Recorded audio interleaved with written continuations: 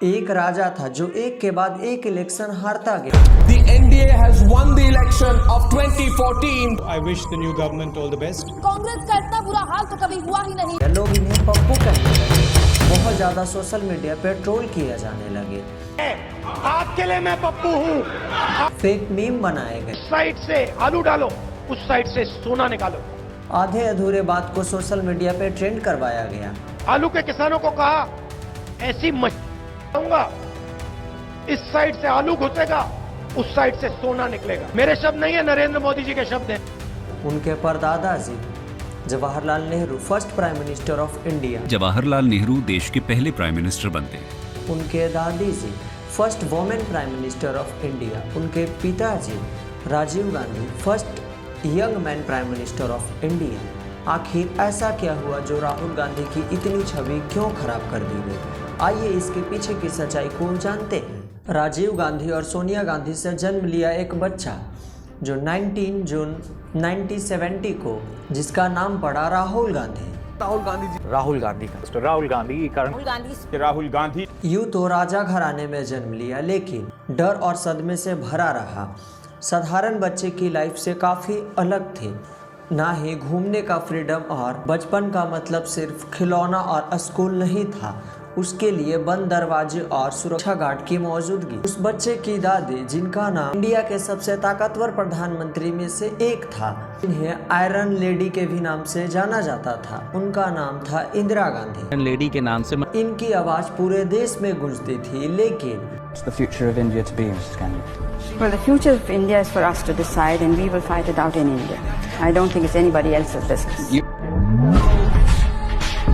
She knows, and I know she knows, and I know. जब तक मुझ में सांस है तब तक सेवा ही। 31 अक्टूबर 1984 को उस आवाज को हमेशा के लिए शांत कर दिया गया। कोई को समझ पाता, उससे पहले ही फायर के 3 राउंड बेअंत की रिवॉल्वर से निकल चुके हैं और ये तीनों गोलियां इंदिरा गांधी की चेस्ट और एब्डोमिनल एरिया में लगी हैं और यहीं से एक बड़े पेड़ के गिरने की दास्तान शुरू हो चुकी है। 3 गोलियां लगते ही इंदिरा गांधी जमीन पर गिर गई और जोर से बोली, गोलियों ने न सिर्फ एक शरीर को बल्कि एक युग को खत्म कर दिया। मैं जीवित रहूं या नहीं रहूं, और जब तक मुझ में सांस है तब तक सेवा ही ले जाए, और जब मेरी जान जाएगी तो मैं कह सकती हूँ कि एक एक खून का खतरा जितना मेरा है, तो एक एक खून एक भारत को जीवित करे। उसके 7 साल बाद फिर उसके पिताजी यानी राजीव गांधी को 21 मई 1991 को बम से उड़ा दिया।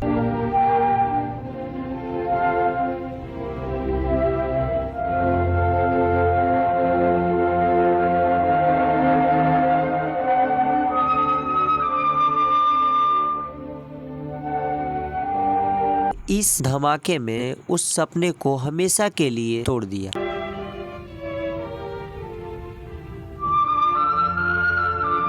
महज 7 सालों के अंदर एक ही परिवार में 2 व्यक्तियों की हत्या कर दी गई, वो भी इंडिया के इतने बड़े नेताओं। पहले उसके दादी और फिर उसके पिताजी। अब इस बच्चे के पास 2 ही ऑप्शन बचे थे, या तो अपनी जान बचाने के लिए दूर चला जाए या फिर उस विरासत को थामे। इससे पहले इनकी प्रारंभिक जीवन को समझ लेते हैं। राहुल गांधी जी की प्रारंभिक जीवन। राहुल गांधी की प्रारंभिक शिक्षा दिल्ली मॉडर्न स्कूल से हुई, उसके बाद दून स्कूल देहरादून से किया 1981 से 1983 तक। इसके बाद इनकी दादी इंदिरा गांधी की हत्या कर दी गई। सुरक्षा कारणों से इन्हें होम ट्यूशन पढ़ाया गया। इसके बाद सेंट स्टीफन कॉलेज दिल्ली विश्वविद्यालय में BA ऑनर्स में दाखिला। राहुल गांधी हार्वर्ड विश्वविद्यालय अमेरिका में स्नातक की शिक्षा की शुरुआत की। हालांकि सुरक्षा कारणों से वहां भी अधिक समय तक नहीं रह सके। राजीव गांधी के हत्या के बाद Rahul Gandhi rolling college Florida America में इंटरनेशनल रिलेशन डेवलपमेंट में अध्ययन की, स्नातक की डिग्री प्राप्त की। फिर इन्होंने ट्रिनिटी कॉलेज इंग्लैंड से MPhil की डिग्री प्राप्त की। तो अब इन्होंने अपनी पढ़ाई पूरी करके भारत वापस आए और फिर उस विरासत को थामे जिससे इतना कुछ दिया और उनसे इतना कुछ छीन भी लिया तो इन्होंने दूसरा रास्ता चुना, राजनीतिक में कदम रखी। 2004 में राहुल गांधी ने पहली बार राजनीतिक में कदम रखी और उम्मीद थी कि वो अपने पिता और दादी की तरह चमकेंगे। शुरुआत में ऐसा लगा भी। 2004 में लोकसभा चुनाव हुआ और राहुल गांधी अमेठी से चुनाव लड़ते हैं। अमेठी जहां कांग्रेस का गढ़ माना जाता है, राहुल गांधी वहीं से चुनाव लड़ते हैं और चुनाव जीतते भी हैं, लेकिन कांग्रेस की पूर्ण बहुमत नहीं आ पाती है, इसलिए वह गठबंधन बनाती है, जैसे एमकेडी और एनसीपी और आरजेडी जैसे। इसके साथ मिलकर यूपीए यानी यूनाइटेड प्रोग्रेसिव एयरलाइंस बनाती है। चाहते तो वह प्रधानमंत्री बन सकते, लेकिन उन्होंने राजनीति की अभी शुरुआत ही किया था, उनके पास इतना अनुभव नहीं था। और चाहते तो वो प्रधानमंत्री प्रियंका गांधी को बना सकते थे, लेकिन उन्हें एक डर भी था कि फैमिली में ऑलरेडी 2 व्यक्ति को खो चुके हैं और खोना नहीं चाहते, इसलिए वो प्रधानमंत्री मनमोहन सिंह को बनाते हैं। और उस समय कांग्रेस में काफी अनुभवी नेता भी थे। फिर आया 2009 का इलेक्शन, इसमें कांग्रेस को 206 सीटें मिली। इस इलेक्शन में भी कांग्रेस को बम्पर जीत हासिल हुई और राहुल गांधी भी अपने अमेठी सीट से जीत गए। लेकिन फिर आया 2014 का इलेक्शन, इसमें पूरी उलटफेर हो गई। जो कांग्रेस 206 सीटें मिली थी, वह 2014 में केवल 44 सीट पे सिमट गई। इसका मेन कारण ये भी था कि नरेंद्र मोदी अपनी चुनावी रैलियों में इन लोगों को आश्वासन दिया कि अच्छे दिन आने वाले हैं और हर एक परिवार को 15-15 लाख रुपए देने वाले हैं अगर हमारी सरकार आई। मुफ्त में 15-20 लाख रुपए भी मिल जाएगा। और ऐसा हुआ भी। बीजेपी को इस इलेक्शन में 282 सीट आती है। नरेंद्र मोदी प्रधानमंत्री की शपथ लेते। मैं नरेंद्र दामोदर दास मोदी ईश्वर की शपथ लेता हूं कि और इस बार भी राहुल गांधी अपनी अमेठी सीट से भी चुनाव जीत जाते हैं। और इस हार में कांग्रेस की हार न बताकर राहुल गांधी की हार बताने लगते हैं सोशल मीडिया पे। और मीडिया में उस हार का हीरो कहा और सोशल मीडिया पर नया नाम निकल के आया, पप्पू। यह एक मजाक नहीं था, बल्कि राजनीतिक छवि को खत्म करने का एक हथियार बनाया गया। और इस तरह से आलू डालो उस साइड से राहुल गांधी की पूरे इमेज को खराब करने की कोशिश की जाती है और इसमें वे सफल भी रहते हैं। राहुल गांधी ने हार नहीं मानी और अब 2019 का इलेक्शन आया, लेकिन नतीजा फिर से वही निराशाजनक। इस लोकसभा चुनाव में कांग्रेस को सिर्फ 52 सीटें मिली। इतनी मेहनत के बाद नतीजा नहीं बदली। राहुल गांधी ने कांग्रेस अध्यक्ष पद से इस्तीफा दे दिया। कांग्रेस अध्यक्ष राहुल गांधी की खबर से अब वो कांग्रेस अध्यक्ष नहीं है, क्योंकि उन्होंने इस्तीफा दे दिया है। वैसे देश में यह संदेश गया कि शायद यह नेता विरासत का बोझ उठाने का लायक नहीं है, लेकिन कहानी यही खत्म नहीं हुई। 7 सितंबर 2022 को शुरू किया राहुल गांधी ने एक यात्रा, जिसका नाम रखा भारत जोड़ो यात्रा। कन्याकुमारी से लेकर कश्मीर तक का सफर, 12 राज्य से होकर 4080 किलोमीटर की यात्रा 136 दिनों तक। हर दिन सैकड़ों लोगों, किसान, मजदूर, छात्र और महिलाओं, बुजुर्ग के साथ चलते रहे। राहुल गांधी अब मंच से नहीं, सीधे जमीन से बोल रहे थे। इस यात्रा में राहुल गांधी की छवि पूरी तरह बदल। जो नेता कभी सुरक्षा के घेरों में रहता था, अब वह लोगों के बीच बिना किसी डर के चल रहा था। वह खेतों में किसानों से बात करते, सड़कों किनारे बच्चे को गले लगाते, छात्रों के साथ बैठकर चाय पीते और गाँवों में रुककर स्थानीय लोगों के मुद्दे सुनते और बात करते।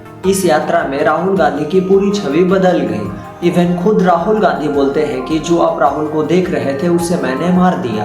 राहुल गांधी आपके दिमाग में, मैंने मार दिया उसको। फिर आया 2024 का, जिसमें बीजेपी नारे लगा रही थी कि इस बार 400 का, लेकिन क्या हुआ, बीजेपी पूर्ण बहुमत भी नहीं ला पाई और बीजेपी 240 सीट पर सिमट गई। वह पूर्ण बहुमत भी नहीं ला पाई। मिनिमम सरकार बनाने के लिए बहुमत 272 सीट चाहिए, लेकिन उनके पास केवल 240 सीट ही आई और अब उनको सरकार बनाने के लिए किसी से गठबंधन चाहिए। तब इन्होंने जेडीयू के नेता नीतीश कुमार और चंद्रबाबू नायडू के साथ गठबंधन बनाते हैं, तब जाके कहीं बीजेपी की सरकार बनती। और इस बार लोकसभा 2014 और 2019 के मुकाबले कांग्रेस इस बार अब डबल सीट लाती है। 99 सीट कांग्रेस को आ पाती है और इंडिया महागठबंधन, जो कि टोटल मिलाकर कांग्रेस को 2, 3, 4 सीट आती है। और कांग्रेस की इस हार से राहुल गांधी ने हार से हार नहीं मानी। और इंडिया के बड़े एजुकेटर राहुल गांधी के बारे में क्या कहते हैं? इतना असफल होने के बाद भी खड़े रहना मतलब हमको लगता है कि कोई आदमी 5 बार 6 बार अगर जितना तरह से ये हारे हैं, अगर उस तरह से कोई बड़ा नेता हार जाए तो उसका करियर ख़त्म हो जाएगा। लगातार कई बार असफलता के बावजूद भी बने हुए हैं और मतलब सुधार कर रहे हैं, ये चीज़ें कर रहे हैं, तो अच्छा मेहनत। राहुल गांधी फिर लेकर आए वोट चोरी का कंस्टिट्यूंसी है, यहाँ पे चोरी पकड़ ली और सत्ता पार्टी पूरी तरह से हिल गई। ना ही चुनाव आयोग के पास जवाब बचता है और ना ही मोदी के पास। इस पर चुनाव आयोग जवाब देती है और ना मोदी जी। जब यह जवाब ही नहीं दे रहे थे तो अपोजिशन पार्टी समझ गई कि जब यह जवाब नहीं दे रहे हैं तो यह सच ही होगा।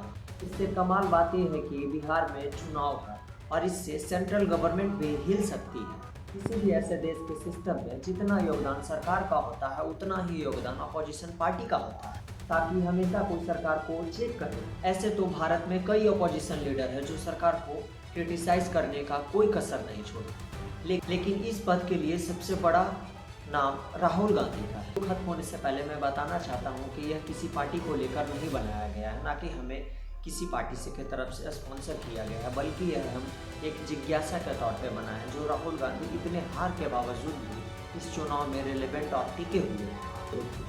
एक स्टूडेंट को देखिए जो एक एग्ज़ाम में देने के बाद अगर फेल हो जाता है तो वो दूसरा एग्ज़ाम देता है, उसमें भी फेल हो जाता है तो वो एग्ज़ाम ही छोड़ देता है देना। और मेन बात ये है कि राहुल गांधी लगातार 15 से 20 साल से स्ट्रगल करते आ रहे हैं, हारते हुए आ रहे हैं और फिर भी वह चुनाव में